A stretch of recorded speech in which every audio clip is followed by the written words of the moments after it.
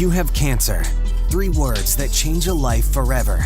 We would like to offer another 3 words. Be an overcomer. Welcome to the 1% Podcast, where our conversations with other cancer warriors, survivors, and caregivers allows us to give you that extra boost you need to face your challenge head on, live life from a new perspective, and forge a path that keeps you moving free and clear.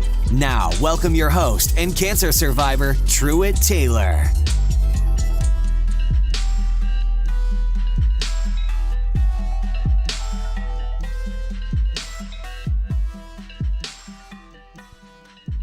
Welcome, everyone, to the 5th episode of the 1% Podcast, the show where we dig deep with cancer warriors, survivors, and caregivers in order to give you the 1% you need to keep pushing forward. Today on the show, my guest shares what it's like to be diagnosed with breast cancer at a young age and the struggle dealing with a double mastectomy. You won't want to miss how she overcomes these moments and keeps pushing forward. So sit back, relax, and get ready to be inspired with the 1% Podcast. Today, our guest is Tory.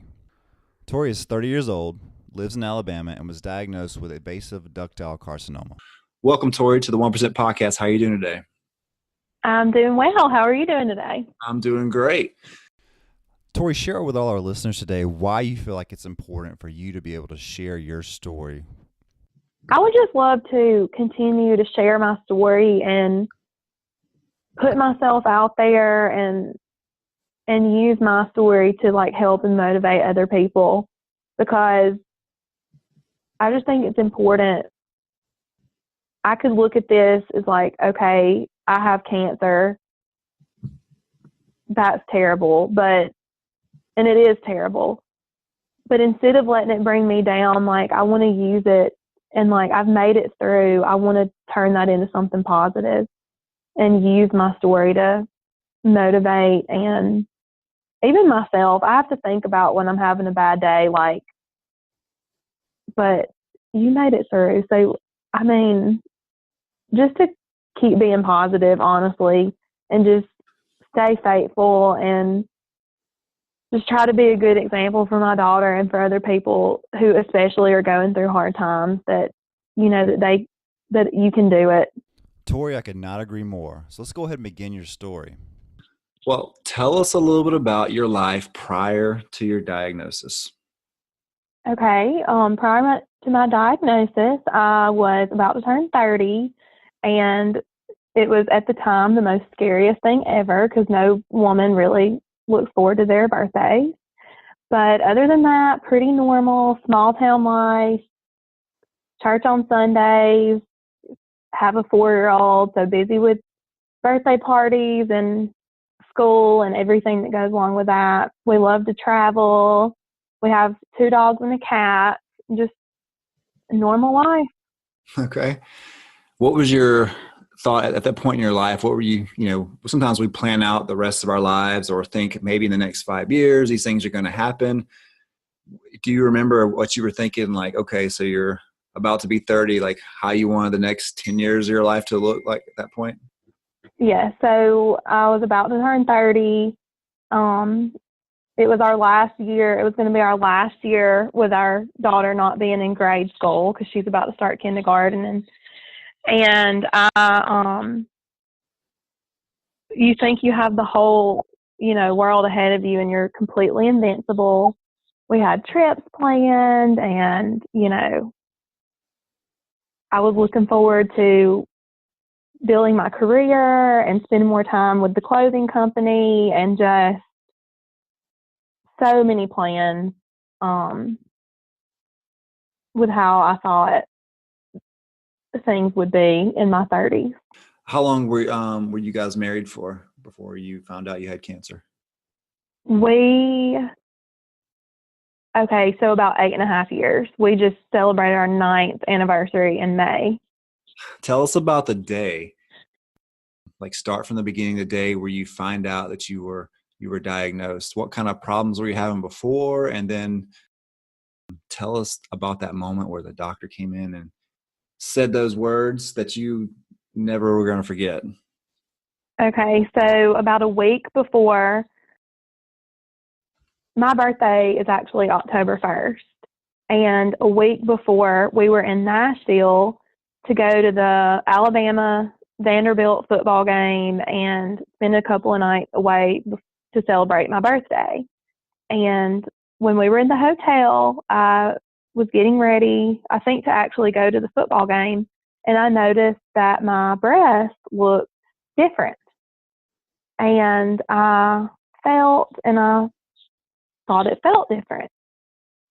So I got some confirmation from my husband, but didn't think another thing about it. We went to the game, we had a great dinner, and I decided that I would just call my OB when I got back into town that Monday. This would have been September 24th, 25th, somewhere around in there. So that Monday I called my OB, left a message, hey, I found a place on my breast, what should I do? And he wanted me to have an ultrasound that week. So I go in that Thursday, get an ultrasound just to make sure, and it was a very normal day. I was a little worried, but I actually knew the lady who was doing my ultrasound, so we caught up about kids and whatnot, and it was a very normal day. They called me the next day, and they said that there were some areas of concern, and they were going to refer me to a general surgeon to see if any further steps needed to be taken, like a biopsy or anything like that. My appointment was scheduled for Monday, October 2nd, and the day before, Sunday, October 1st, was my 30th birthday. And I had a great day with my friends. My husband actually planned a surprise dinner for me that night. Had a great day Sunday, and Monday, I'd kind of been through the ups and downs of thinking about what this appointment would be like. And by this point, I had convinced myself that everything was going to be fine. You know, a lot of people have issues with their breast. It could be hormones or whatever, and it would be nothing. So, by the time we saw the doctor, they actually worked me in. So I was the last patient of the day, and it was like 6:30 by this point, and my phone had been blowing up because everybody was like waiting to hear what would happen. And we had only told like my family and closest friends, but those few people were like going crazy to hear from us. And the doctor comes in, and we talked. He told me what he saw on the ultrasound. I had 3 tumors. I had some lymph nodes that looked abnormal. And he looked at me and said, he had this look on his face, and I said, what do you think this is? And he looked at me straight in the eyes, and he said, this is cancer. And I kind of blacked out, but it also kind of didn't set in either. And I hysterically laughed and hysterically cried all at the same time because my 30th birthday was the day before, and we were actually leaving the next day to take our daughter to Disney World. So it was just completely unbelievable, and nothing has been the same since then. But he told me to go on my trip, enjoy myself, because when I got back, everything would change. And I was so afraid that I would not get to enjoy that trip, but we had a wonderful time, and I was able to enjoy those last few days of normalcy before all of our lives just completely changed forever. Just have your birthday, right? Exactly, because when my husband turned 30, it was like another day to him. And then I'm like leading up to my 30th birthday, and I'm like, oh, 30, this is going to be terrible. And I wish that I never would have said those things, because turning 30 is like truly nothing, especially when you compare it to like the news I got when I turned 30. Gotcha. So whenever you got the diagnosis, you were sitting there, what kind of response did you get from your husband? We both just instantly started crying. We were in shock. Couldn't believe it. I think we thought well, I didn't think this. I think he thought that there had to be something wrong, like that it couldn't be what it was, that there was no way that it was, that I had 3 tumors in my breast and we didn't know it. Mm-hmm. And the doctor, I mean, we prayed in the room together, the doctor did, and it was just a really heavy moment. What were your biggest fears or insecurities whenever you first got diagnosed? My biggest fears were how far advanced it was, hoping for the best, but very fearful that it was too late. I instantly thought of my daughter. She was 4. She had just turned 4 in August, and I thought, how am I going to tell her? What is she going to understand? How are we going to do this? How am I going to do this? Insecurities were just, what did I do to cause this? What could I have done to change this? I'm not strong enough. Just all those thoughts were running through my head. I think that's something that we all have whenever we get that news. I remember thinking, what was it that I ate? Mm-hmm. What am I getting punished for? Just weird thoughts. So we all try to make it make sense some way. And lots of times it just doesn't make any sense. There's probably nothing you did to actually cause this. It was just one of those things that you were unfortunate enough to have. So whenever you were started all your treatments and everything else, walk us through that a little bit. Tell us what kind of treatment you were on and what kind of plan that the doctor had for you. Okay. I saw my oncologist October 12th. So the ball got rolling pretty fast for me. Fortunately, we had a very close friend who's actually my nurse practitioner for my oncologist, and she called me the next day and said, here's your appointment. This is what you need to do. She just got us in the door fast and took over, and it was, such a blessing, because we later found out that it was, stage 3, but an advanced stage 3 and an aggressive form of cancer. And I just can't even think about if we had to wait much longer. Mm-hmm. But we had to do, go through all the initial stuff, like waiting on the PET scan to see what we were dealing with and wait on the biopsy and everything like that. But I started chemo on October 24th, and the plan was to have 4 treatments of adriamycin, Cytoxin, and that's what people call the Red Devils. And then I was to have 12 treatments of Taxol. And then after chemo was to be done, after I was supposed to finish chemo, we planned to have a double mastectomy, then radiation.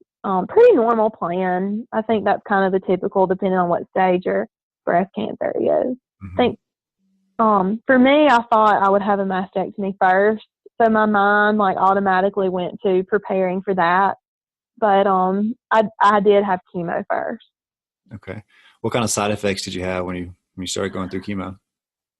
Well, the first treatment wasn't as bad as I thought it would be. I was pretty sick at my stomach,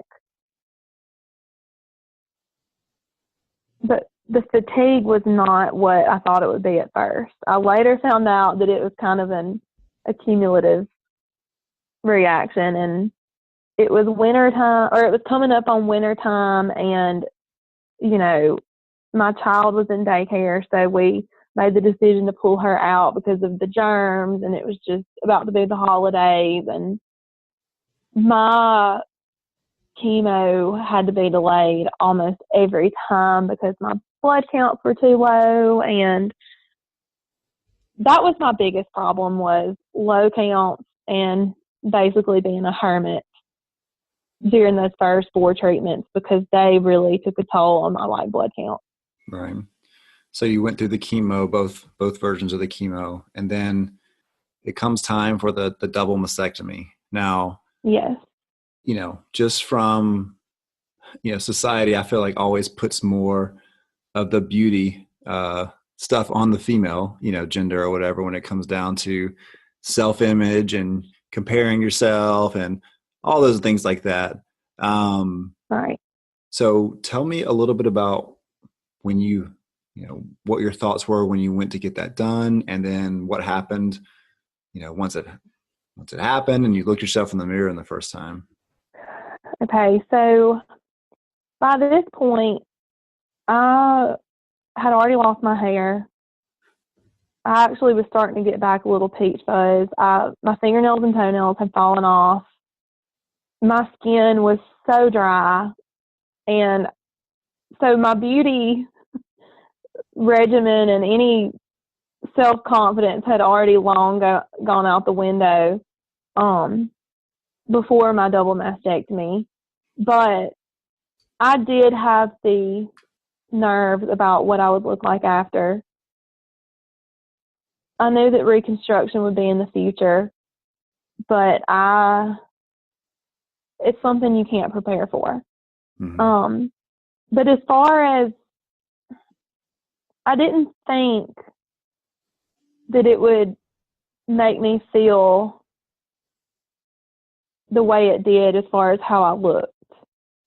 But I do remember once I came out of surgery refusing to even look down at my bandages because I did not prepare myself for my emotional reaction to my appearance.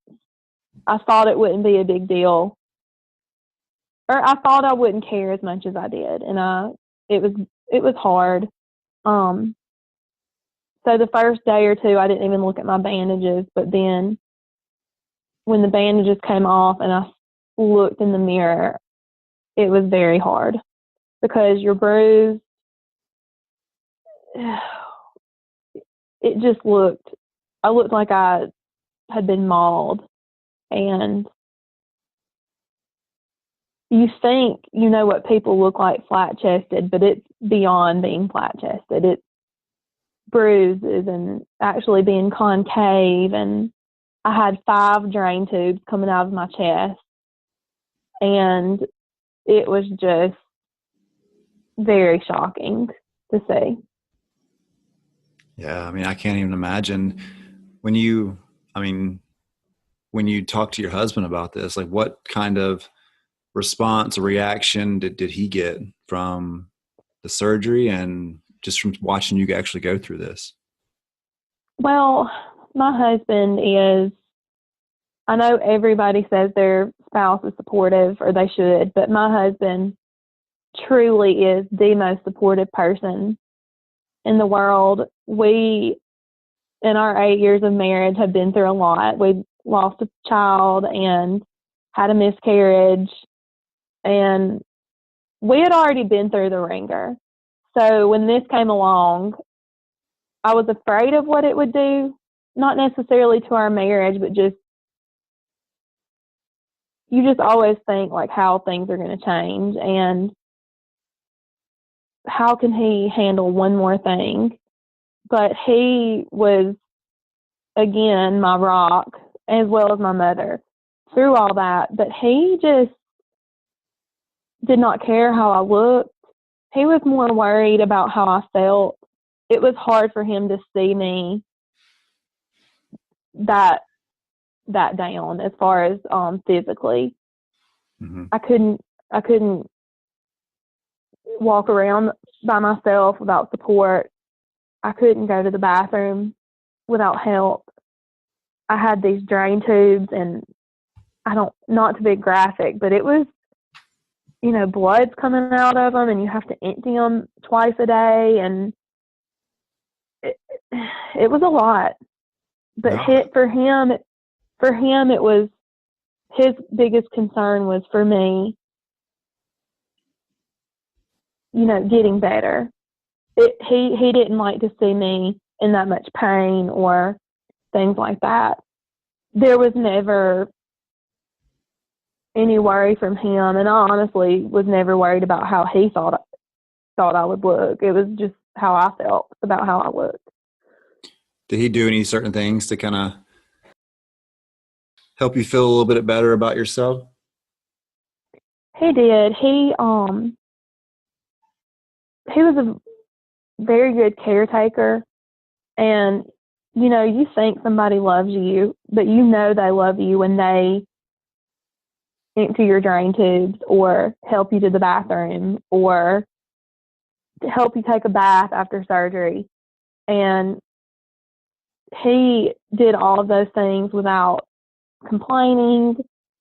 He took care of our daughter without, the way that he showed support and stepped up is how it made me feel better. Yeah. And my mother actually moved in with us for about 4 weeks after my surgery. And she took care of me, but my husband did things that, husbands normally don't have to do, the grocery shopping and just everything. Those two did everything. All right. So now you're going through all the chemo and then you've had the surgery. And, I think sometimes when people are looking at you, they don't know exactly what to say to you sometimes. So you have people come up and say things that maybe sound good to them when they're thinking about it. But when it comes out, it doesn't really, I guess, hit accurately on what you should say to someone who's just been through, cancer and surgery and everything else. What's the worst thing someone said to you or advice you were given since you've been diagnosed? Well, you hear the typical cliche things like everything happens for a reason, God doesn't give you more than you can handle, and all of those things. And for me, especially with my age group, I had people like, well, my boob job wasn't that bad or whatever. And I thought, you can't really compare a double mastectomy to a boob job. But the worst thing that I heard was shortly after I was diagnosed, someone asked me how long of a process this would be. And I said, if everything goes as planned, it should be about 9 months or so. And this person said, oh, it's like waiting on a baby. Wow. And I thought, wow, no, it's really not at all anything like waiting on a baby. But I put on my fake smile that you learn to put on when you're sick. And my sister-in-law was actually expecting, and she was due in the spring. And I said, well, my brother and his wife are about to have a baby, so I am waiting on her. Or so I am waiting on a baby or something. And I closed the door, and I think my mother was here, and I was like, you are not going to believe what just happened. Isn't that crazy to think that sometimes people, again, comparing having cancer to just waiting on a baby, like it's like you're waiting on a good thing, right? And then not to mention, you had said that previously you guys had lost a child. So now you've got to think, wait a minute, is this person comparing that and this? And how in the world does that make any sense coming out of? Exactly. It was like a double-edged sword, because I was like, first of all, I've never even waited that long to have a baby, because we lost a child due to a premature birth, and my daughter was actually born 11 weeks early. So I don't know what it's like to wait that long on a child. And you're like waiting on the best thing that's ever going to happen to you compared to one of the worst things that could happen to you. And it was just no comparison. And now I just have to laugh it off, because it was crazy, but people don't know what to say. And I actually had people come up to me and say, I don't know what to say, but I'm thinking about you. I'm praying for you. And sometimes that's just being honest is the best thing. Mm-hmm. All right. So everybody has this moment going through their treatment and their surgeries, and just that moment where some people have it before. And I think a lot of people that are listening to this right now may or may not have had that moment yet. And so that's that's a majority of what I want this podcast to be about, is that 1% moment. And Mm-hmm. describe the most pivotal moment during your battle, that when you made that decision that, hey, look, this is terrible. I don't know what's caused this. I don't know why this happened to me, but I'm not going to be a victim. I'm actually going to overcome this, and I'm going to fight this head on, and I'm going to live, and I'm not going to let this defeat me. Okay. So we had, like I've said, been through a lot in our life, and if anything, those trials had like built my faith stronger than ever. So I, had hard days the whole time, but I always tried to stay, strong in my faith, lean on the Bible, and look for answers in the Bible, look for answers through God, through prayer, lean on my friends, lean on my family. But those dark days still creep in, and the devil still gets in, and those bad thoughts still come. But leading up to my mastectomy was definitely my darkest time. My niece was about to be born, and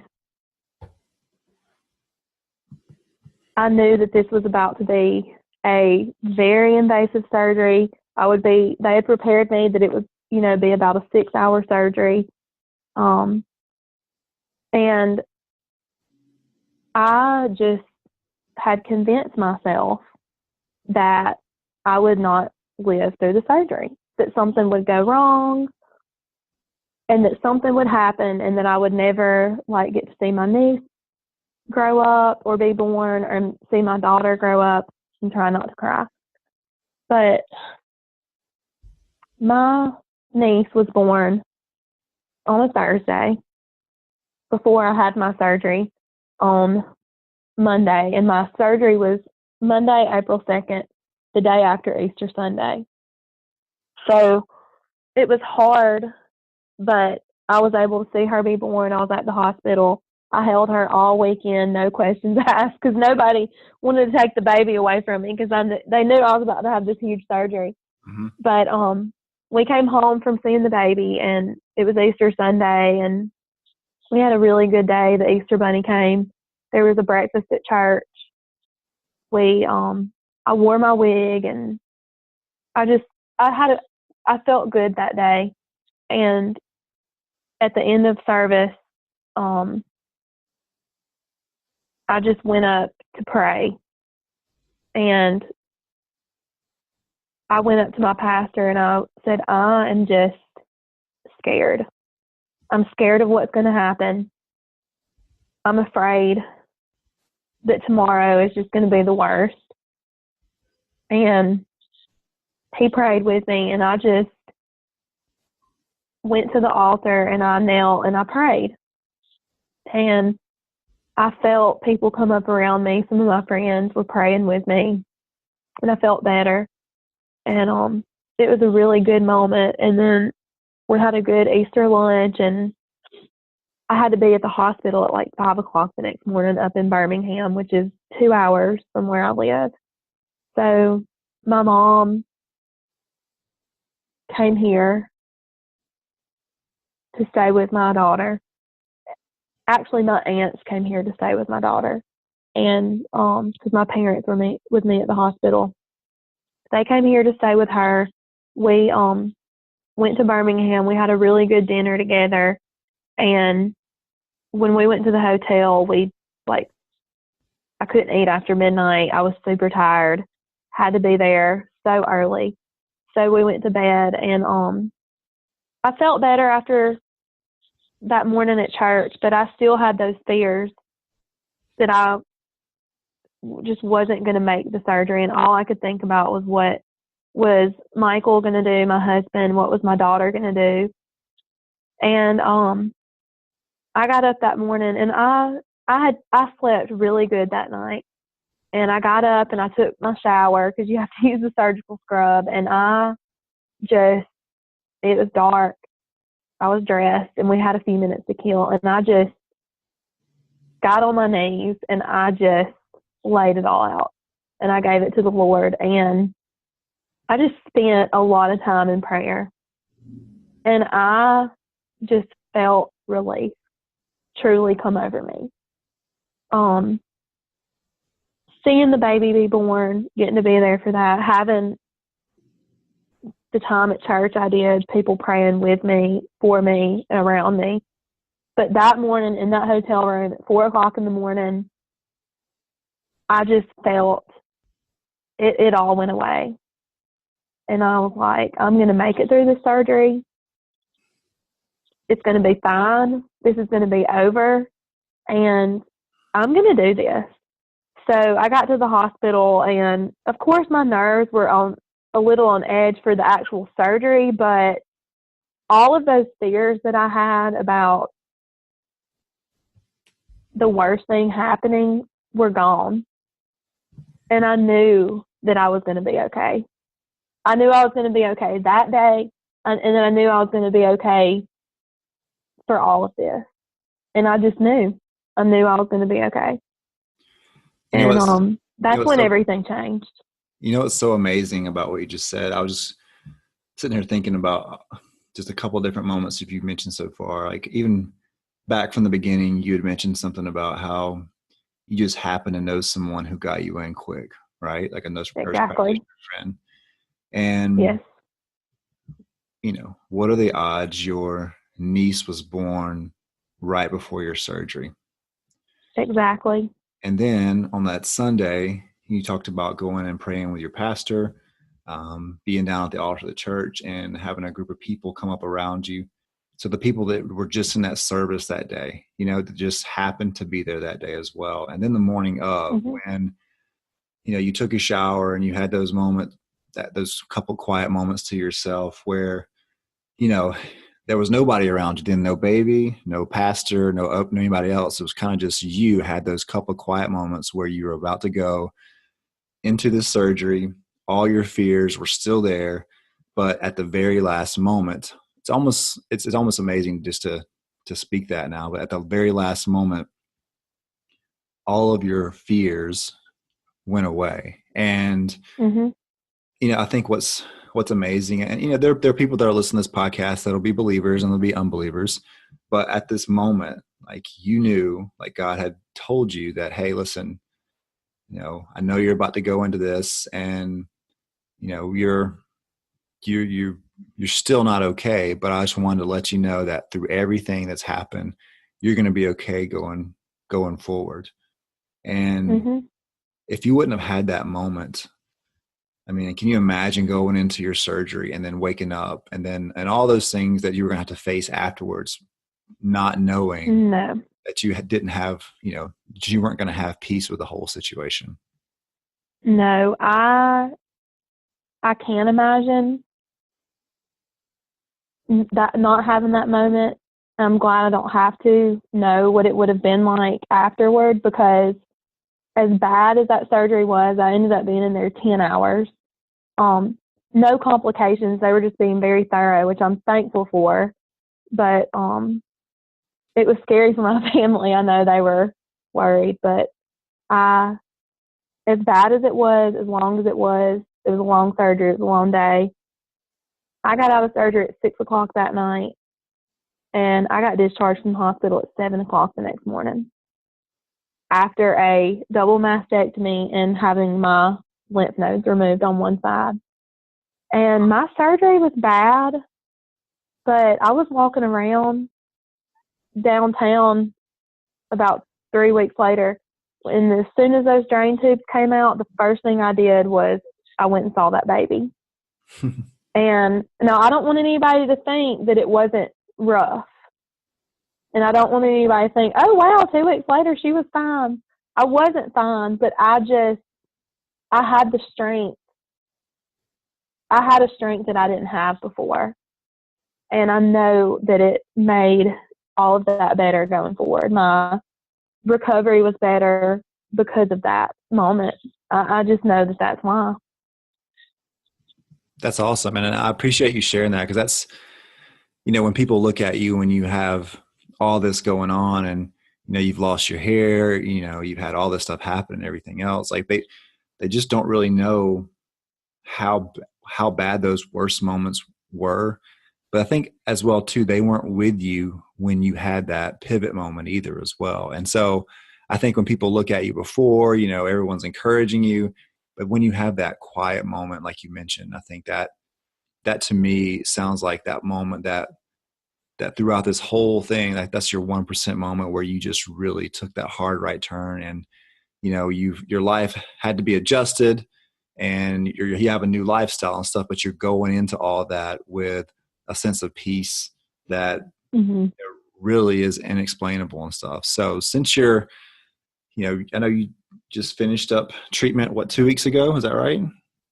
Yes, about 2 weeks ago. Okay, perfect. Congratulations. Yes, thank you. So you finished up treatments a couple weeks ago. You've got some upcoming doctor's appointments in the very near future. How has your life been, or how have you adjusted to life since you first got diagnosed, went through the chemo, went through the mastectomy? Like, how has that all, I guess, create a new lifestyle for you? And what's your perception going forward on how you view your life? Okay. One thing that I've changed is actually like my diet.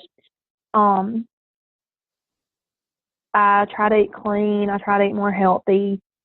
Not necessarily for weight, but just for overall health.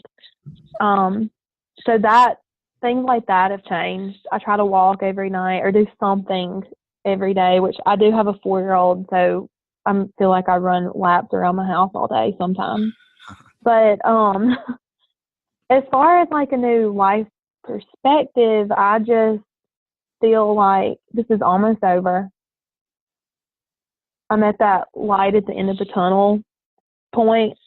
Really, I don't really like that phrase, but I feel like I've made it almost. I'm still waiting on the big R word. I'm waiting on remission, but I just feel like I can do anything. And I was actually just at a conference for the company I work for, and I was given a very high honor, an award actually to honor a fellow coworker who lost her fight with cancer. And this award was given to someone who kept a positive outlook and stayed positive during a trying time. And I see that I've impacted other people. And it's hard to say those things about yourself. And sometimes you have to hear other people say it about you. And I just feel like I'm stronger physically, mentally, definitely stronger in my faith. I have a testimony that people don't have, that I hope don't have, but I'm glad I can do something with it. I feel like I have shown my daughter how to be a fighter.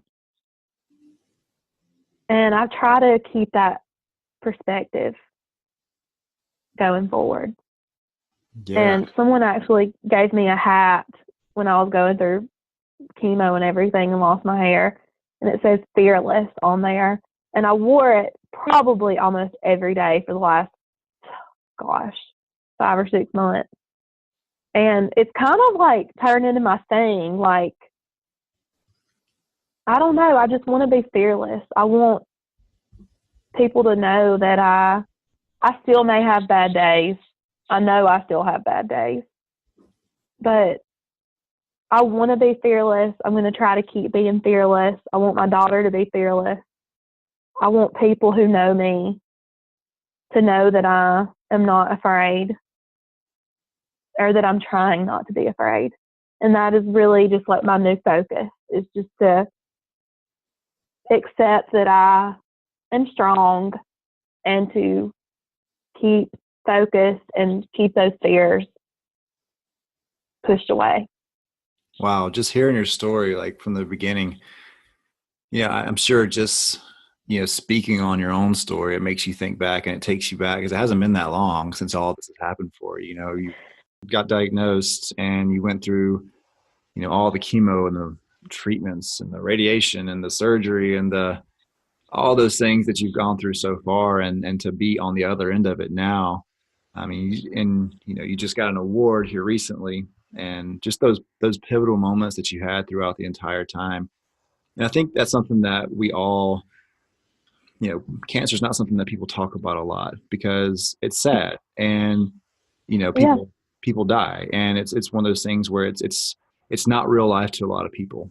And your story truly is, a real life, and it's an unfortunate story, but it's got a very positive ending. And so what was meant to hurt you has actually helped you, and there's multitudes of people around that have been positively impacted by your story, which, you know, I don't know what kind of influence you have around your community and stuff, but, this diagnosis and the way you handle things, so both of them going together, have truly impacted so many people in your life. And, that's probably not something that you thought about a long time ago, but, look where your life's at now. And you've got so much of your life left to spend. You've got a daughter's birthday coming up. You've got all these things to look forward to, but you're looking forward to them with a different perception through some different lenses as you go forward. And honestly, exactly. I honestly feel like and I view my life the same way. Like I have things to look forward to now, but I look forward to them so much more because I know what it's like to not look forward to the next day. So I think that's truly amazing. And, people should start calling you Tory the Fearless going forward. So That get that on a t-shirt, whatever you got to do to get that going. So, but I appreciate you sharing your story. sounds like a plan. I appreciate you sharing your story with everybody and stuff. So the last thing I want to do is go over a couple of quick questions so everybody can kind of get to know you just a little bit to see a little more to who you really are. So 5 quick Okay. questions for you. Number one, name 2 things that motivate you? Okay, one thing I have to say is my husband and my daughter, because there's no bigger motivation than having to get up every day to take care of a little one and send her to kindergarten and watch her turn 5 and see her life and then continue life with my husband. And I would say the other thing that motivates me is just, other people. I've seen so many people take a situation like this, and you can either let it ruin you or you can let it make you better. And that motivates me to be better. All right. Recommend 3 supplements or products or things people can do that work for you. Okay, I would say that if you are in chemo and you have terrible dry skin like I had, then you need to buy stock in Aquaphor and the Utterly Smooth hand cream. This is a little TMI, but I would keep Colace handy, because between pain medicine from my surgeries and just like antibiotics, and I had to have like iron infusions, you want to keep things on track. Gotcha. There. What's the last book you've read? The last book I read is Big Little Lies, and I'm ready for season 2 of the TV show. Do you have a favorite food or recipe that you used while you were going through treatment? Oh my goodness. Well, when I was going through treatment, we did not eat healthy at all. And we actually, like I said, we had some friends set up a website where people could sign up to bring meals. So I had like all the best Southern comfort home cooked food from sweet people in our church and sweet friends. And then, so that was great. And then I also craved a lot of spicy food because I had like taste issues from chemo. So I wanted and I craved food that had like bold flavors and spicy flavors so I could actually taste it. And I ate a lot of Mexican food. I guess for that reason too. I don't know. All right. Last thing. What are 3 items that you have on your your bucket or life list that you want to accomplish going forward? Okay, one thing, this is frivolous, so this is like a fun bucket list item. We're travelers, but we're like huge Disney lovers. So one of my like fun, frivolous bucket list items is to go to every Disney park around the world. I think there's 7 of them. I've been to Walt Disney World so far only, but which is great. But eventually I would love to go to every park at least one time in the whole world. That's awesome. Well, again, I appreciate you sharing everything with us today. I know this is, it's not always easy sharing your story, and I think you did a great job. You kept it real, and, just hearing you say certain words about being fearless, I think that's something we can all take from this message going forward, that, no matter what's coming at your way, like, there's going to be a moment where, if you trust, God will give you that point where you're not going to have any more fear moving forward. So again, I appreciate you sharing that with everybody. I think your story is amazing. It sounds like you got a great journey. I definitely wanted you to keep us in the loop as far as what happened going forward. So we'll do a little update on you in the next couple of months or so, and you can come back and tell everyone the great news of what's going on with you now. Great. I would love that. Awesome, Tory. Well, it was nice chatting with you, and I will talk with you soon, okay? We appreciate you spending time with us on today's episode and encourage you to continue the conversation to help you keep pushing forward. For more resources based on today's episode, as well as ways to recommend a guest and connect to Truett personally, head over to 1%podcast.com. Be sure to join us next time for more stories of inspiration right here with Truett Taylor on the 1% Podcast.